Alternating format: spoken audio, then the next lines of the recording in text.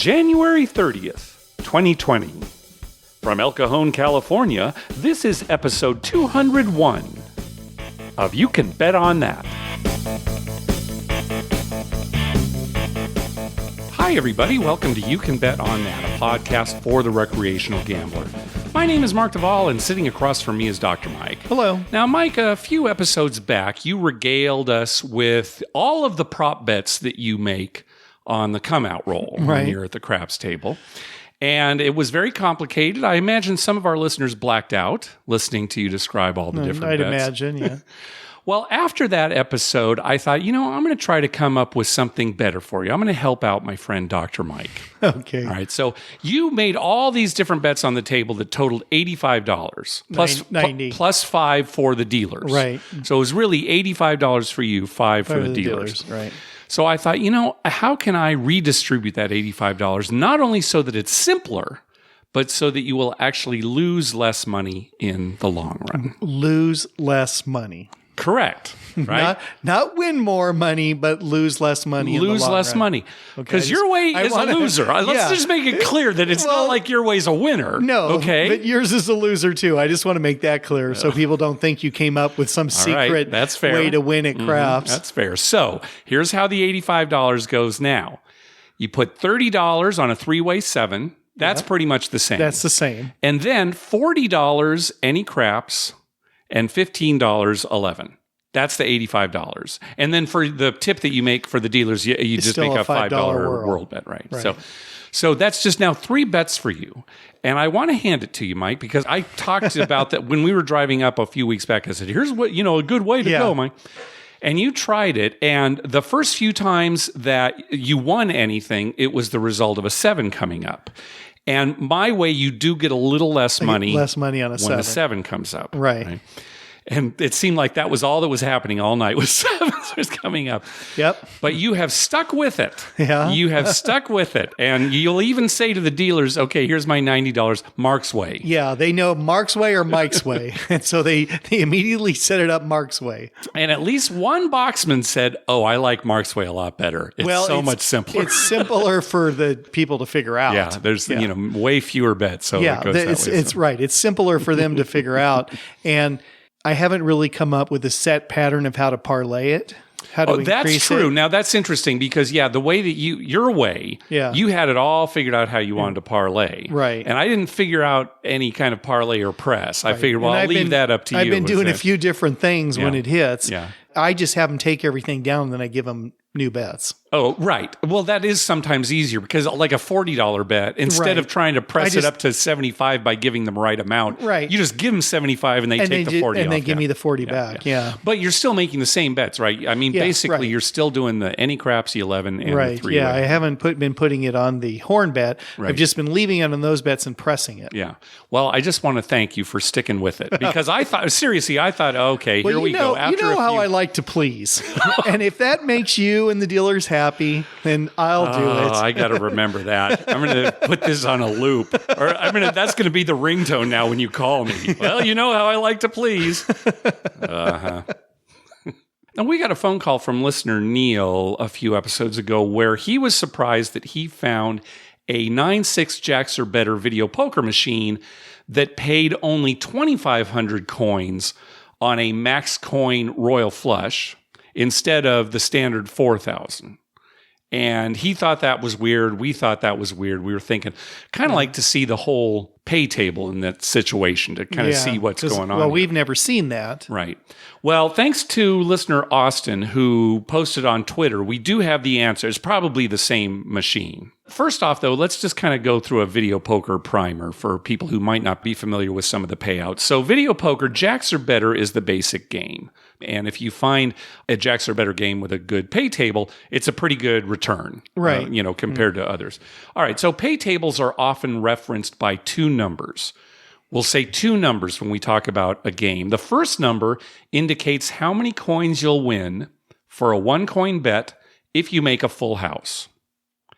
The second number indicates how many coins you'll win for a 1-coin bet if you make a flush. So on a full pay Jacks or Better machine, they would call it a 9-6. Exactly, right. So you put one coin in, you get 9 for a full house. You put one coin in, you get 6 for a flush. Right, exactly. And the return on that machine is around 99.5%. So pretty good if you can catch it. So yeah, sometimes you'll hear other numbers like 7-5. Right. That doesn't pay as well, but that means, again, 7 for 1 on a full house, 5 for 1 on a flush. Okay, now on most video poker machines, you can bet up to 5 coins, which is often referred to as max coin in, something like that. And the payouts for 5 coins are usually just 5 times the payouts for 1 coin. So, for example, if you bet 1 coin and make a full house, you'll receive 9 coins in winnings. If you bet 5 coins and make a full house, you'll receive 45 coins, right? 9 times 45 is 45. Right. The difference comes when you make a royal flush. Generally, the 5 coin payout for a royal flush is much more than 5 times the 1 coin payout. On a standard jacks or better machine, the 1 coin payout for a royal flush is 250 coins. But the 5 coin payout is 4,000 coins. That's 16 times more the 1 coin payout, right? That's why you'll often hear people say, oh, you got to always play max coin, in case you hit that royal, right? So again, Neil came across a game that only paid 2,500 coins for a royal flush when playing 5 coins. We thought that was odd, so did Neil. Listener Austin sent us a picture of the full pay table for what was probably the same machine Neil saw. So the difference on this machine, it is 9-6 jacks or better, but the 1 coin payout for a royal flush is 500 coins. Instead of 250. Instead of the standard 250, right. And the 5 coin payout for a royal flush is 2,500 instead of 4,000. So what they did is they upped the lower coins in and reduced the higher coins in. Yeah, and which, could be to your benefit if you're playing 1 or 2 coins. Well, I mean, it's certainly going to be better on a 9-6 machine than, say, a 7-5 machine that has the standard royal flush payout. It is better. Right. But look at what they've done here, right? 500 for 1 coin royal flush, 2,500 for 5 coin royal flush. Well, that's just 5 times 500. Right? So in this case, this machine, there is no advantage to playing max coin. 5 coins, right? Because the payout is just 5 times as much as the 1 coin. So that's kind of interesting. Now, the return on this game is about 98.9%, so it's still not a bad game. Like I said, you'd rather play this than, say, a 7-5, with the 4,000 on the 5 coin royal. But anyway, it was interesting because Austin actually sent a picture of when he hit a royal on one of these machines and didn't realize this was the payout. Right. So he got, 2,500. I mean, he still got something. It's great to hit a royal, but not the 4,000 coins. I'll take this royal anytime. Yeah, really. I'll tell you Just so I can say I had one. If we hit a 2,500 coin royal, that counts. That counts, right. We should also mention that for people who don't play a lot of video poker, just looking at the full house and the flush is not enough. Right. Here's a great example, right? Yeah. You have to look at the whole pay table because a lot of times you'll see machines where 2 pair pays even money instead of 2 to 1. No, it doesn't pay even money. It's 1 for 1. So you just get your money back. Right. Yeah, you get your money back versus twice your money. Right. So you have to watch out for that. Yep. And sometimes they do that and then they up the others so it's 9-6, but down the ones that hit more, you get paid less. Yeah, it doesn't hurt to maybe have a list of what the pay table should be or what you should expect to see on games that you want to play. Because, you never know. And we might not have noticed this if we had played this machine. Hey, 9-6 we probably jacks are better, right? We'd probably see the 9-6. Maybe after we played a little while, it's like, wait a second. Right. But, always check. Hey, thanks to everyone who's been clicking through our Amazon link. Remember, whenever you're going to buy something through Amazon, please go to our page first, youcanbetonthat.com, and click through our Amazon link towards the top of the page. All right, let's get to some voicemails. First up is Josh. Hey, Mark and Dr. Mike. This is Josh calling from L.A.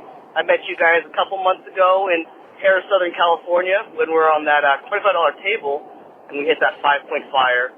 Unfortunately, I wasn't on the fire, but that was one of the best rolls I had ever been on. So anyways, I took a trip out to Vegas for CES, and I was able to sneak away to the craps table at Harrah's Las Vegas. And I found a $10 table on a Friday night, and to my surprise, there was actually the fire bet. I was under the impression that the fire bet had been extinct from the Las Vegas Strip in general.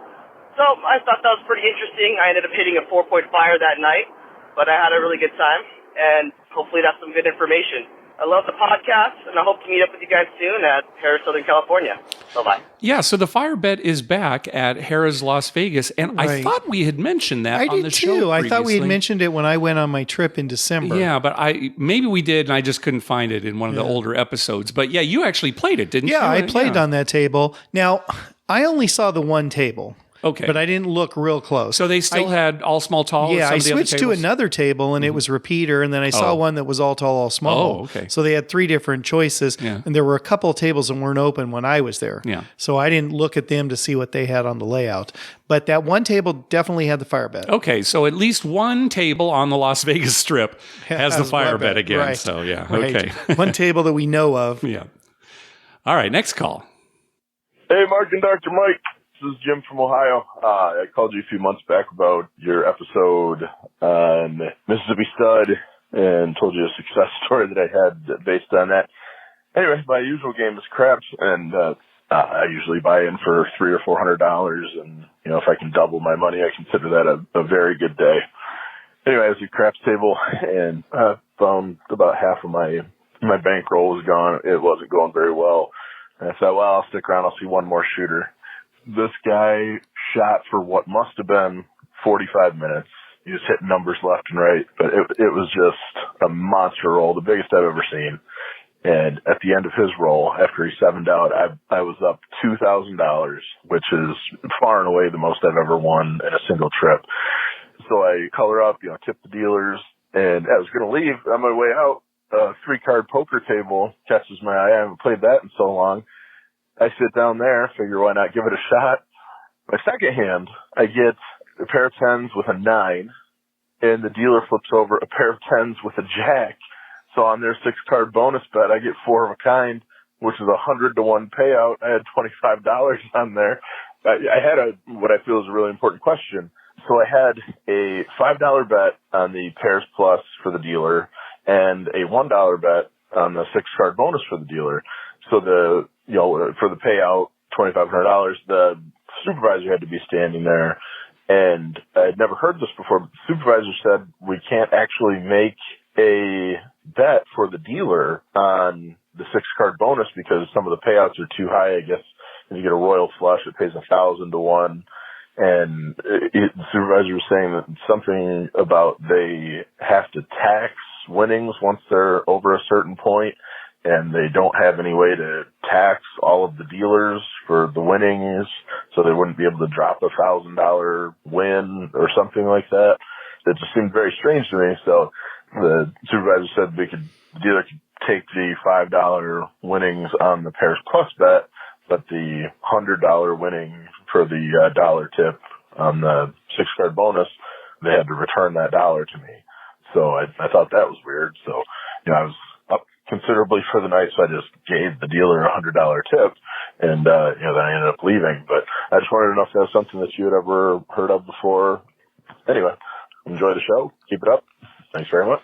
Yeah, this is interesting because on table games, in certain situations, if you get a payout that is 300 to 1 or more, that does qualify for a W2G, for the player at least. Right. Now, would that apply to dealers? And I wonder because, Mike, when we've hit the fire bet, 6 numbers on the fire. Right. And the dealers get a ton of money. Right. I mean, they're certainly not filling out any forms. I don't know if forms are filled out in the background. I mean, we're not tax attorneys, so it seems like they wouldn't be exempt. Yeah. Right? Well, like at Harrah's Rincon, they share the tips. That's true, but the payout, it's a single wager. Yeah. I mean, but that payout gets divided amongst 100 plus people. You are right. Does that qualify? I mean, it's not one person getting the whole payout. Yeah, right. So that's a good point. We're not sure what's going on in this situation. Is it pooled tips here? Right. Because yes, this bet could pay 1,000 to 1. Right. And, if it were going to one dealer, okay, that kind of makes sense. They wouldn't want to have to pay taxes. Well, dealers have to pay taxes on their tips. On their tips. No matter what they get. Of course. But you have to pay taxes on anything that you win at the casino too. Yeah. Right? Right. But I'm talking about W-2Gs. When do W-2Gs have to be generated? And the question is, do they have to be generated for dealers if they're pooling their tips? Well, when they're pooling their tips, or even if, say, one dealer got it, they're taxed anyway because they keep accurate track of the number of tips they get. And then that's part of their... That's not what I'm saying. I'm saying W-2G. I'm saying the rules about getting a W-2G. It seems that... Well, then you'd be double taxed. Well, no, you wouldn't be double taxed. It would, because think about when we get a W-2G, they don't take anything out. Right. And then, but we're obligated to pay taxes on that later. Right. Now, the dealer is paying taxes on whatever tips they get. Right. That goes into just like you're paying taxes on the $5,000 that you won on the fire bet. Right, but not exactly. Theirs is included in their paycheck. Right. So, they're getting taxed. It's just like income for them. Okay. Again, there's no point in us even arguing the point because we don't know what we're talking about. Right. It's just interesting that it seems at some I know places, with like a waiter, it's like, you get tips and you have to declare your tips and it just gets taxed as wages. I'm just saying, obviously they don't have this rule at every casino because we've seen payouts, big payouts like that. Right. I think the problem is it wages for them or is it winnings? But you're missing my point. I'm saying there's one policy at one casino and a different policy at a different casino. I understand that. Right. Yeah. And we don't know why it's happening. So I do have a couple things to say. In this particular case, the payout was only 100 to 1. But the pit boss was saying, oh, you can't make the wager at all because potentially it could be 1,000 to 1 payout. So they gave Jim the money back. So I really want to know. So why did the dealer let him make the bet? Right. Number one. and then why is there a spot for it? And did the dealer take the losing bet every time it happened? Right. If I were Jim, I'd say, hey, how about, the 20 other times, that, it was only the second hand when he got there, but, still, right? Yeah, if he had made a bunch more. Yeah. And then why wouldn't the dealer know about that? Mm-hmm. Like, oh, you can't bet for the dealers on that. Yeah. Might have been a dealer error. Maybe their policy is, no, you can't bet on that, and they just didn't even think about it. Very possible, yeah. So I hope that answers your question, Jim. Well, it's interesting how dealers would have to pay taxes, though. I mean, when they win $17,000 on the fire bet at Harrah's, it goes into a pool that's divided amongst all the dealers on all the shifts. Not just that shift, but like for the whole pay period. So whatever their pay period is, say 2-week pay period, all that money goes into a pool and then they figure out how many hours each person worked and they divide it and they get an amount and that gets added to their pay, the way I understand it, as income. And then it's taxed from there. Right. So would you have to fill out a W-2G if you've already been taxed on your income? Well, if you don't have to, why won't they let you make this bet at this casino? Yeah, well, but who knows that? I mean, and that may not even be true. That might be the pit boss. There you go. Right. See, that might be the pit boss. Ultimately, just saying, it might not even be true. Oh, we can't pay that or something. I don't know. Well, and it's Nevada versus California and other, who knows? Well, but we make fire bets for the dealers all the time in Vegas. Right. And that has the potential for 1,000 for 1 payout. Right. Yeah. I don't know how that works. Well, somebody will let us know who's either a CPA or who's a dealer. Or nobody's going to let us know. Nobody will tell us. They may think they're letting us know, but it's like... I guarantee you're going to get an email within 3 days of this podcast coming out. All right, let's move on. Next call. Hi, Dr. Mike and Mark. This is Mark and Andrew. We're just giving you a trip report. We just got back from Shreveport. We're driving home right now. We went to the Horseshoe this time. So, yeah, we were down for the trip. We were all down to our last $50, and we just had an epic roll last night. And I just got to tell you about it. The thing that's cool about this casino in Bossier City is the characters that are there. People that walk up, they really entertain you. And this guy, we were in the corner of the table, right next to the hook. Me and Andrew were sitting there. And across the table, he was yelling at us because he was on the dome. And he was just like saying, out, out, and making all these noises and yelling. And he had like $7,000 on the dome pass. He was yelling and screaming. And we made him lose $7,000. He was steaming. So anyway, there's this bonus bet, and you got to hit all the numbers before the 7 comes, otherwise it goes off. So the first roll, I had it up there, and it went out. Next roll, I put it back up there, it went out. And then my buddy Andrew, he hit the last moment, he decided to put it out one more time, and it was just epic. Rolled for almost an hour, and then the only last number left was the ace deuce. And you saw the one, whoop, and then the other dice was spinning, and then there came ace deuce. It was amazing. It was just epic. And then not only to boot, hit about like 8 numbers after that. It was just epic. Anyway, just wanted to call and give you the trip report. And the comps there at Horseshoes, yeah, they have 100x odds, lots of $5 tables. They gave us some free buffets. They gave us free rooms on a Saturday night. Just pretty good times. All right, well, anyway, you guys take care. We love your show. We listen to it. And hope you all have a good day. Bye. Yeah, the spinning die. Yeah. When the first die has already landed and it's possible to come up with the number that you want, that spinning die. Right, it always is like a moment of like your stomach. You're holding your breath because it could always be a 7. Right, yeah, right. Or just nothing. I mean, nothing inconsequential. Yeah. Oh, it's a 4. Oh, okay, well, that's good, I guess. I have a little money on the 4. That's nice to hear those rolls. Yeah. And that's the funnest thing about when you see characters like that. I love him sending the don't guy home. That's right. Sorry, all you don't betters. 7 out. Come on. I love sending the don't people home. All right. Next up is Will. Hey, Mark and Dr. Mike. This is Will from Kansas. I've got a kind of a crazy story that happened this last Friday night. So I'm over at Buffalo Run in northeast Oklahoma. Decided to throw a little dice, bought in for $100. My luck's been bad lately, so I was like, I'm just going to play this. I'm going to see how it goes. Throwing pretty good that night. 1 up for my 100. I've got probably 250 now.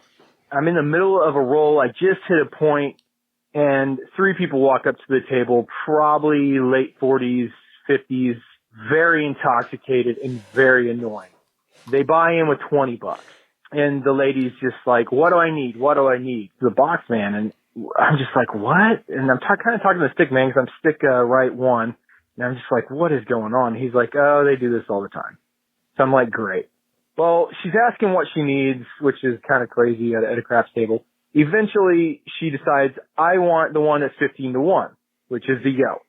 So she places the yo, and I kind of say loud enough for people to hear, it's probably not a great bet if you're only buying for $20.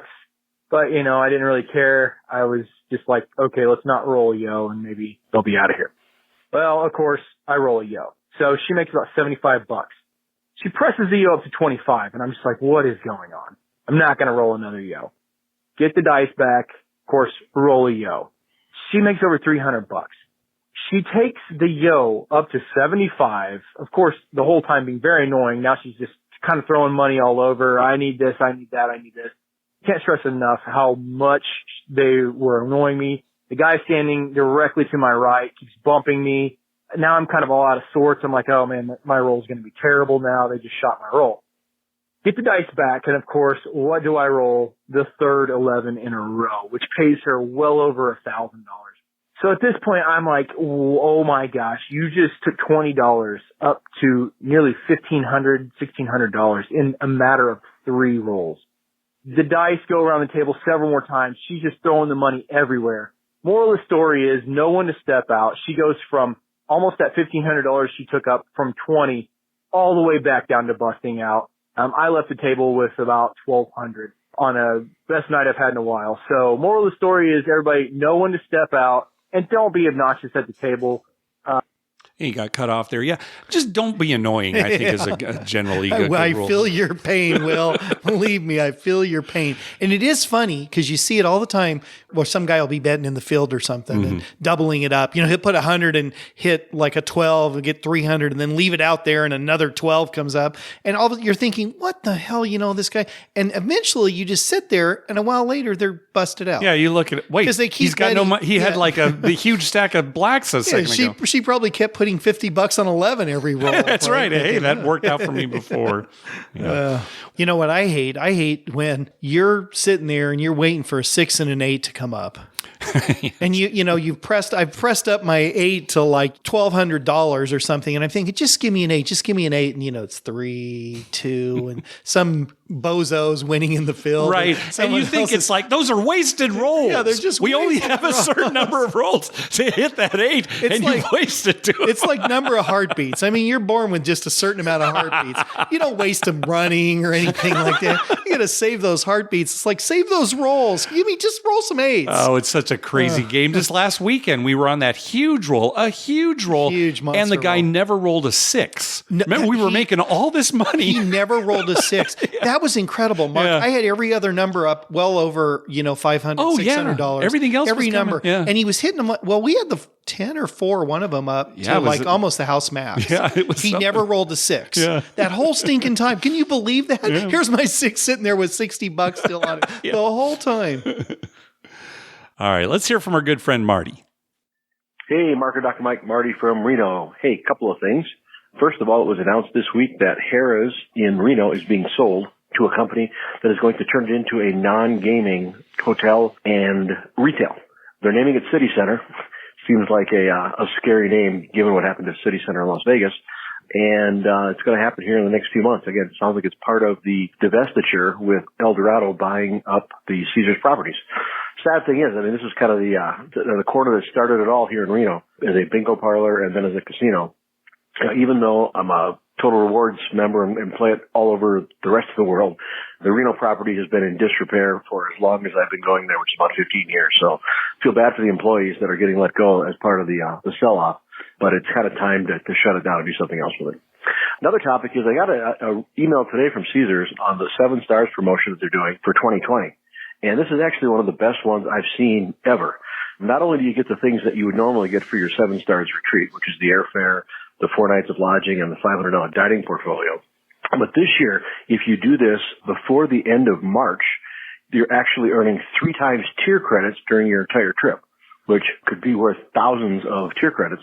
Again, it sounds like they must have a slow first quarter trying to get people there by the end of first quarter. But anyway, I'm sure you guys probably got the email. It came out this morning. Kind of interesting that they're trying to do this with 3 times tier credits. Anyway, love the show, guys. Thanks for everything. See you later. Get well, Dr. Mike. Yeah, hopefully we will qualify for that because... we booked our trip. Yeah, the trip is booked here before March, even though we're going in April. So yeah, hopefully that'll qualify. So how are you feeling, by the way, Mike, compared to like last time we recorded? Well, better than last time, definitely. Okay. Still not 100%. Yeah. This is driving me crazy. Yeah, I'll bet. Yeah, Harrah's Reno was an old property. I remember going there years ago. It is sad that it's going away, but it sounds like it was pretty run down. So, putting a city center in there, it'll be like Las Vegas where they'll have a sign and maybe, they'll pour like 6 feet of concrete and then it'll just stop. That's right. All this rebar sticking up. Right. And, I don't think I ever went to Harrah's Reno, but I know as a kid, we traveled through Reno and we went to the National Automobile Museum, which is William Harrah's collection. Right. It might have even at the time still been called like Harrah's Auto Museum or something to that effect, which is pretty impressive. Yeah. Well, that Reno area is very nice. I mean, I'd love to go up there and see it again. Yeah. It reminds me of Lake Tahoe. Next to the Harrah's property there, they had a building that was started at some point, and there was some rebar just sticking up. Oh, really? At Lake Tahoe? How long ago was that? Well, that was the last time I was in Lake Tahoe. So when was that? It was a few years ago. Okay, and I've been there since then. I didn't see. Oh, you know what, Mike? Now that you say it, yeah. I think there was still something. Yeah. And it was there for quite a while. I mean, I remember seeing it several times on trips to Lake Tahoe, thinking, well, why don't they just get rid of that? Yeah, but it's just some rebar. Probably 2008, right? Yeah, right. Yeah, I'm sure it was. Yeah, right. It just everything stopped. Yeah. All right, next call. Hello, Mark and Dr. Mike. This is the other Michael James calling from the Milwaukee area. I'm calling to congratulate you on your 200th episode. Just so you know, I go way back. I probably started a few weeks before you did your riff on the 500 by Midnight podcast opening. I believe that was show 50, so I started a little before that. Look for a little something in the PayPal. I'm going to the Super Bowl weekend in Las Vegas again, watching the game from South Point, but staying downtown. By the way, I still owe you a phone call with a crap story, so at some point I'll make that call. Thanks again for about 6 great years of content. Have a good time. All right, thanks, Michael. So this is a reminder to call us with that crap story. Right. This is your reminder. And we did get that PayPal donation. Thanks very much, and good luck this weekend watching the Super Bowl. And oh, it's crazy in Vegas and Super Bowl. Yeah. But even though we've never done it, and we've talked about why, we kind of like watching the game. And if we were there, we wouldn't watch the game. This year, definitely, I want to watch the game because I think it's going to be a good game. Should be a good one, but you never know. It's the Super Bowl, right? Yep. I could go on and on about this. I hate that 2-week displacement because it's not the regular routine. No, I know. And then the players they do interview after interview and they do all kinds of stuff. I mean, they're so out of their normal routine that sometimes it's hard for them to get back in the game. Well, here's the thing. When the Chargers did go to the Super Bowl, I did like having the 2 weeks here in San Diego because of the party atmosphere. It was like, hey, the Chargers are going to the Super Bowl. Right, everyone's happy. But to your point, they got slaughtered. I mean, it was terrible. One of the worst Super Bowls in history. Honestly, if I was a player, now, and I don't know, maybe players feel differently, but if I was a player, I'd say, give me 2 days off and let's play the Super Bowl. I mean, seriously, you want to get out there and do it and not think about it and go over. I mean, it just... Well, I wouldn't be surprised if the NFL is working on some kind of suspended animation where all the players go in. Are frozen? After that's right there. After they win the conference, they just go in and, they wake up the next day and it's the Super Bowl. There's no butterflies. They're not worrying about it. Yeah, they haven't done a million interviews and been asked stupid questions all week long. Yeah. And they've had some injections in their muscles, so they're healed perfectly. They're all perfect. Good for the NFL. Well, there's been some shakeups at MGM Springfield. We have a couple calls about that. First up is Uncle G. Hello, gentlemen. This is Uncle G calling in from the East Coast with an update on MGM Springfield. So MGM Springfield has struggled to reach their revenue targets in the 16 months they've been open. And sadly, this past December marked their lowest revenue month of all. So they've been struggling. They're running about 40% below what their profit targets were. So the casino's been struggling since they opened, which isn't a great surprise to those of us who live here because we really don't have a large population center to support enough high rollers to support the casino. We're sandwiched between Albany on one side, 90 miles to the west, and Albany's got a full-blown casino. 90 miles to the east, you have Boston. Obviously a major metro area, but they have their own casino. And people from Boston, if they didn't go to Encore, they would go down to Connecticut to the awesome casinos down there. So MGM kind of struggles here in the middle. And it was announced today that the current president who opened up this facility has been reassigned. And MGM is bringing in Chris Kelly from MGM Northfield Park to fill the role as president of this facility. So clearly they're trying to turn it around. They're trying different things. And they've dramatically improved gaming conditions for players as a result. So I do call with some good news. Some of the things they've changed at MGM Springfield is they now offer $5 blackjack 7 days a week, 24 hours a day. I can vouch for it. I've seen it. I've played it. They have $5 blackjack that pays 3 to 2 and also offers surrender. Hard to get a better game than that. They've increased the odds on craps. You can now take up to 20 times odds. We still haven't seen a $5 table, but I can't imagine that's that far away. They've reduced the roulette limit to $10. I'm not sure if that's good or bad. I view roulette as a sucker's bet. I don't play the game.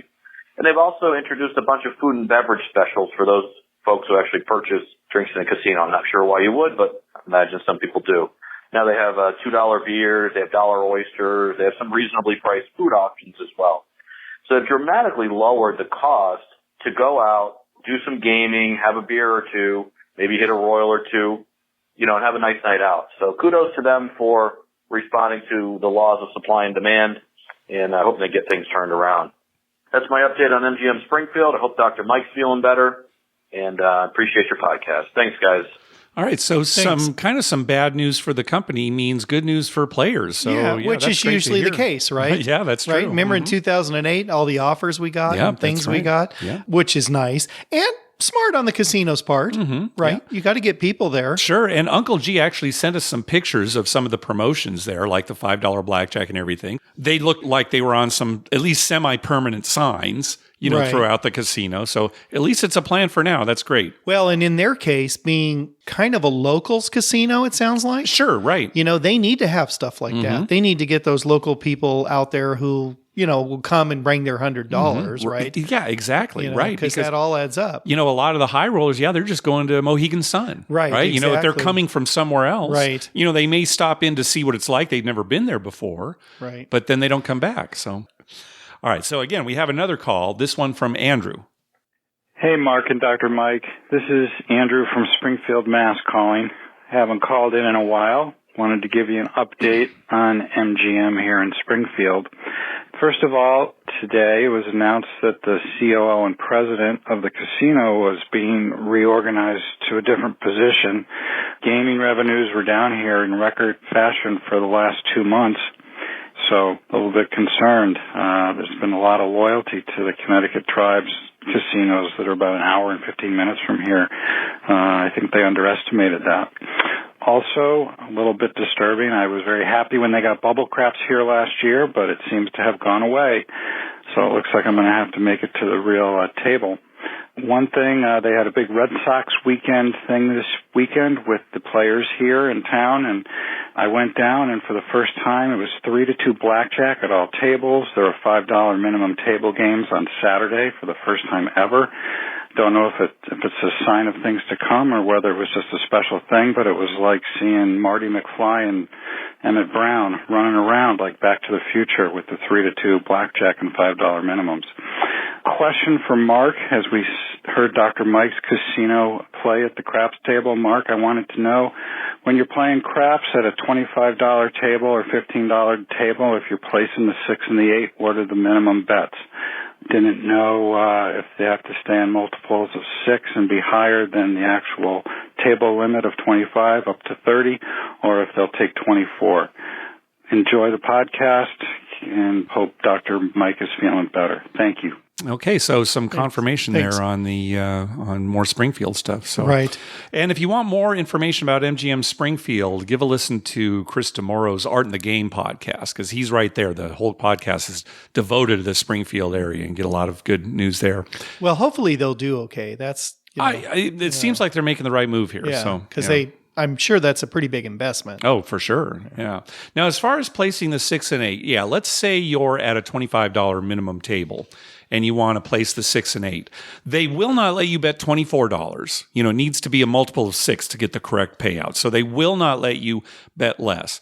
You can bet exactly $25. Right, which a lot of people do. We do see that. You're not going to get paid correctly. Right, you're not going to get paid correctly, but you're better off to make a $30 bet. Right. So again, you can bet the minimum, $25, but if you want to get paid at 7 to 6, which is what place bets on the 6 and 8 should pay, you should bet $30, right? A multiple of 6. And same at a $15 table. You can bet 15, but you really should bet 18. Yeah. Now, for the bozo that comes in the middle of a hot roll and buys in with $100 on the $25 table and then places a 6 and 8 for a quarter, that's what we see a lot. Yeah, exactly. All right, next call. Hello, Mark and Dr. Mike. This is Corey from North Dakota calling. I'm going to be out there for the Super Bowl coming up. This is going to be the 5th time in the past 7 years a bunch of guys have traveled from North Dakota to make it out there for that. I just wanted to call about some of the subjects from your last program, especially the video poker aspect of it, and I just wanted to let you guys know. You joked about it with John when he called in, having got the royal flush. Well, I've been out there for about 40 trips now, played video poker plenty of times. One of our rituals is to get up, go right down to the Catalyst bar at the link and get a screwdriver and play for a few hours just to start the day. Anyway, in those 40 trips, I have not got a royal flush, and it was about 3 trips ago, I actually got my first 4 deuces. And I know that sounds completely improbable, but it's actually true. And almost a weird thing, the first trip I was out there with my wife in 2003, her first trip, she got 4 deuces. That made our trip. So that's one thing. The other thing you guys talked about was payout and how you guys say you can play for a long time. And I have had that before. I'm not sure if I'm an unlucky person or whatnot, but last time I played payout, I lost 6 of 7 hands, and I got up and left. And this goes to me talking about one of the other aspects, what you guys talked about, the ADT and the comps, and you guys talked about how they do the ADT and not basing on how much money you may have won or lost. I'm one of those players who would much rather they look at how much money I've lost. In general, it's only about $1,000 or $1,500 a trip, 3 times a year. My problem is, and I have friends who laugh at this, but they know it, that I'm probably one of the unluckiest people they know. So before this next trip, I will be doing a karma donation for you guys. Thanks, and hope to see you guys sometime. Thanks. Bye. Yeah, thanks, Corey. Yeah, maybe they should have special ADT just for unlucky players. You know, maybe Corey and I leading the list. It should be like a whole special category. There should even be a separate line at the cage, right? You know, for unlucky. Never wait. Never wait for the ADT unlucky people. Well, why don't you get in that line, Mark? Well, I'm not unlucky. And the unlucky people, they actually ask people in the middle of a transaction to step aside so they can take care of them. Right. I know I've counted half of your chips, but there's an unlucky player right behind you. I'm going to have to take care of him first. They get first seating at the buffet and everything. Right. I think we've come up with a good idea. Thanks, Corey. I got to imagine in my mind, Corey's not that unlucky. Probably not. Probably not. Hey, we've hit 4 deuces before. Of course, we weren't playing Deuces Wild. We rarely play, but we've hit that. We've actually get quite a few 4 of a kind. Yeah, well, sure. We do play enough. We get enough of those. All right. Next call is from Tristan. Hey, Mark and Dr. Mike. It's Tristan from Orange County. Just had a random thought pop into my head. Do you think that there's any way that you could get in contact with Derek Stevens and possibly be the people to throw out the ceremonial first roll on the craps table when Circa opened? Because that would be pretty cool. Yeah, discuss. All right, later. I would love that. That would be great, but I'll tell you. I don't know if Derek Stevens is... There is probably going to be so much going on with opening that place. It's huge, right? Yeah, right? The last thing I want to do is, Derek, I think you remember us. Think about that. And I don't know. It'd be great, but I think there's a lot more going on than just... I don't know if I want to be there opening weekend. It'll be... I wouldn't mind going. I don't know if I'd like to stay there. You know, it's always There's always problems, you know, with staying at a hotel when it first opened. Right. I wouldn't mind going in and playing some. Well, remember when you went to the very first opening day of Harrah's Southern California? I did do that. Yep. How was that? It was crowded. Yeah. It was a zoo. Yeah, we actually left and went to a different casino. I went with you weren't with me. It was with our friend Phil. But it was just, it was packed. Yeah, it was crazy. Just everybody wants to be there. Yeah. It's human nature for people to want to be the first and be there. I'd like to go the second day and take them for $5,000. There you go. I don't think Derek would mind that. You'll be back. Yeah, no, he knows he's getting that back real quick. All right. Well, so we're in the year 2020. This is the year where the Eldorado acquisition of Caesars actually becomes official. And listener John has already seen some changes taking place. So let's listen. Well, gentlemen, long-time listener and first-time caller, John from Boston here. Recently back from a trip to Caesars Vegas, which I like to refer to as my home resort. Spent 4 days there. Incurred a tier score of 40,000. But some fascinating news with respect to the merger. First, as you know, Eldorado is buying, and my last day there, one of the friendly cocktail servers who I know very well had just received a memo saying effective February 1, any drinks that are up there in price, for lack of a better word, your Glenlivets, your Grey Gooses, will now have to be charged to the player, even if you're Diamond or 7 stars. I wouldn't believe it if I didn't see it myself in the memo that was distributed to all of the cocktail servers. Call drinks are still going to be free, but select drinks will be charged to the player. Absolutely crazy, I thought, she thought, as well as the floor person who was there who saw the memo when I saw it for the first time as well. Just thought I'd share that information with you. Little trip report. Paigao and craps are my 2 games of choice. I was playing Paigao at Caesars on the holiday weekend, and my friend, to put it politely, was taking a bath. And he said, let's get the hell out of here. I need to change my luck. He had suggested going downtown. I'm not a big fan of downtown. I said, let's go to Harrah, which is my other favorite casino. And he had said, no, I don't want to walk. So we walked across the street to the Cromwell, and couldn't have been the happiest walk I've ever had in Vegas. Sat down at a open-handed Paigao table.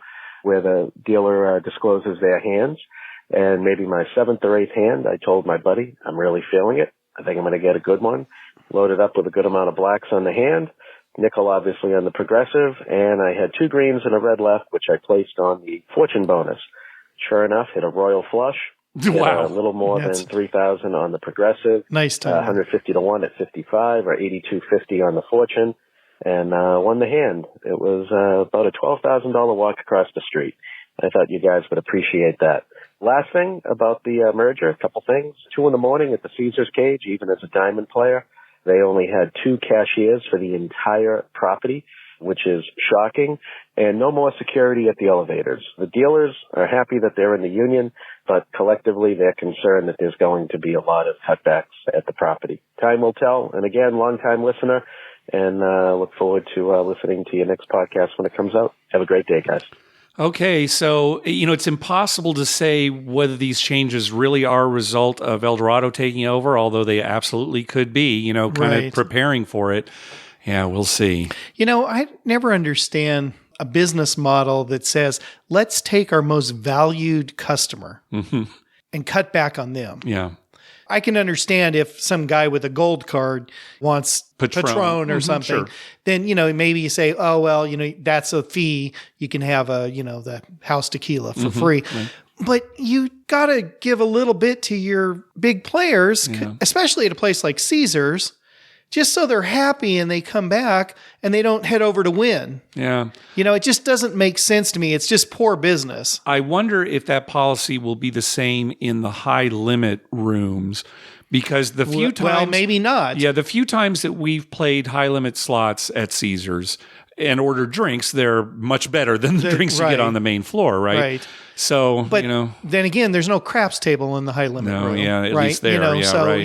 And a lot of places there isn't. You're out on the floor with everyone else. And, some guy who buys in for $10,000, he may be out on the floor playing $100 blackjack. Yeah. Just because he wants to be with his buddies who don't want to play $100. Well, we will see, because MGM, their business model has definitely chased some players away. Right. I mean, you look at the paid parking, right? Fewer people from California coming over. We'll see. It'll be very interesting to see what happens the next couple of years with this acquisition, with Circa opening up downtown. That could open the floodgates as far as downtown goes. Sure. So we'll see. Yeah, and it's one thing too, I'm not a corporate businessman, so I'm certainly not privy to all the information that they get.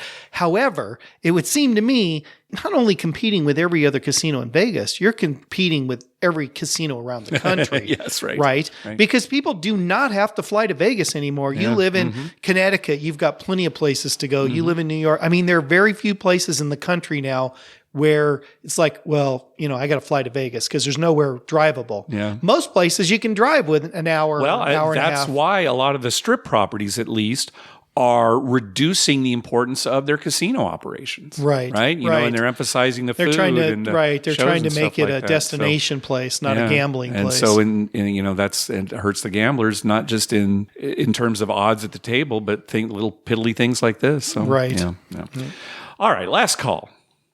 Hey guys, this is Joseph from Grand Prairie, Texas, right outside Dallas. Hey, just wanted to call and tell you about a little run I made up to WinStar Casino in Oklahoma. Went to my area where the craps table is, and I saw that craps table where you can sit down and you actually roll the dice, but you put your bets in on the screen, which I thought would be cool. And I'm sure it is if you can get a spot where no one gives up a seat. So it eventually became not too cool. So I just put some money in the Keno machine and had a 7 spot and actually played Cleopatra, hit a bonus. I hit all 7, $500. So I thought, well, hell, it's a good way to end the night. So I went ahead and took off, went back home. Anyway, still making my way through all the old shows. Enjoy it. Good. Good one, guys. Yeah, you win, you get out of there. Yeah, that's smart. If you can do that, boy, you've got it made. Sounds like they've got a roll to win craps table then at WinStar, right? The electronic where you do still get to, I assume you don't have to pay an ante there. Remember, because Oklahoma, you have to pay antes. It might be a little complicated to pay an ante, although I guess the machine can do anything they want. That's the thing. Does it qualify as a machine? And we've talked about it before. It's the casino's discretion, too. If they don't want to charge an ante, they really don't have to. So, right. Yeah. All right, well, that's going to do it for this episode. We want to thank some people for some PayPal donations. First of all, recurring donations from Brian and Sarah, from Josh, and from our buddy Robin from Anytime Gambling. Thanks very much. Also, a donation from Bill. Happy 200, Mark and Dr. Mike. Thanks for the countless hours of entertainment. Here's to the next 200 shows. Oh my gosh, 200 shows. Yeah, no way. About that. No way. And then also from Michael James that we heard from earlier. He says, thanks again for all the great content over the past 6 or so years that I have been a regular listener. Also a donation from Corey. Thank you very much. And a donation from Shay. He sent us a nice email. He mainly bets on the horses, and he and his wife own horses. He said anytime we have questions about horse racing, just give him a call. That'd be nice. Also, we want to talk about a donation we got from listener Jeff. Dr. Mike, you played with Jeff at Horseshoe Southern Indiana. Yes, I remember. He was the one who pressed his 10, his hard 10, right? His hard 10. Interesting way to do it. He made a bet for us for Bubba Watson to win the Masters. Yeah, Bubba did pretty good out here this last weekend. Oh, at Farmers? At Farmers, yeah. I mean, he finished 6th. Oh, okay. So very tied good. for 6th. Oh, so nice. yeah, and there was a moment there where he was making his charge for the lead. Oh, very good. So. Good. All right. Well, this bet is plus 5,000, which is 50 to 1. Yeah. So it'd be a nice hit if it comes up. Very nice. Thanks for that, Jeff. Hey, be sure to check out our TV listings showing all the gambling-related shows coming up within the next 2 weeks. We update those listings every Wednesday using a customized program that searches through all the raw American TV data. Just go to youcanbetonthat.com/TV-listings. We'd love to hear from you. Call our voicemail hotline at 951-292-4377. That's 9512-WAGERS. 9512-WAGERS. Or you can email us at youcanbetonThat@gmail.com. You can also follow us on Twitter at YouCanBetOnThat and on Facebook at facebook.com/YouCanBetOnThat. Finally, please go to your favorite podcast app and write a review on us. We love getting your feedback. Got something for us here at the end, Dr. Mike? Well, Mark, it's 200 episodes. Yeah, amazing. Oh, Isn't my gosh. Enough? Isn't that enough? Should we really? stop? I mean, don't you think? Maybe we should stop. That's Should I just not even post this one? Because this no, is 201? put this one out. I mean, okay. What can you do? We already did it. All right. That sounds good. We'll probably be here in 2 weeks. I think so. What did I tell you the other night? Until I'm dead. Yeah. Just count on me. I'll be here. Until you're dead. Until I'm dead. That's a given. You don't need to tell me that. I just want to make it clear that after I'm dead, I do not want you just doing it and dubbing my voice in, putting images of me. I don't want to be Princess Leia. It'll be so far in the future that I'll be able to take all the words that you've spoken in previous episodes, and just have you say whatever it was, right? Whatever it is. Mark, you're a great guy. Yeah, but you wouldn't make it sound stupid enough. That's true. Thing. That's the thing. You can't just do that. And another thing I want to mention, I'd be remiss if I didn't say this. There's a certain basketball team that's doing really well. I can't say their name because I don't want to jinx them. I don't want to be the person responsible for them, but boy, we are happy. It's very exciting here in San Diego. In San Diego. Right. I was looking at a projection where these people project the seeding for the NCAA. Mm-hmm. I mean, they do it all year long based on who's winning and whatnot. And this guy had this team in San Diego as a number 1 seed and number 2 in the whole tournament. Oh, wow. Do we want that? No, we don't. That's the jinx. That's the jinx. I'd like to go in like as a 3. Yeah. All right. Thanks for listening. Good night.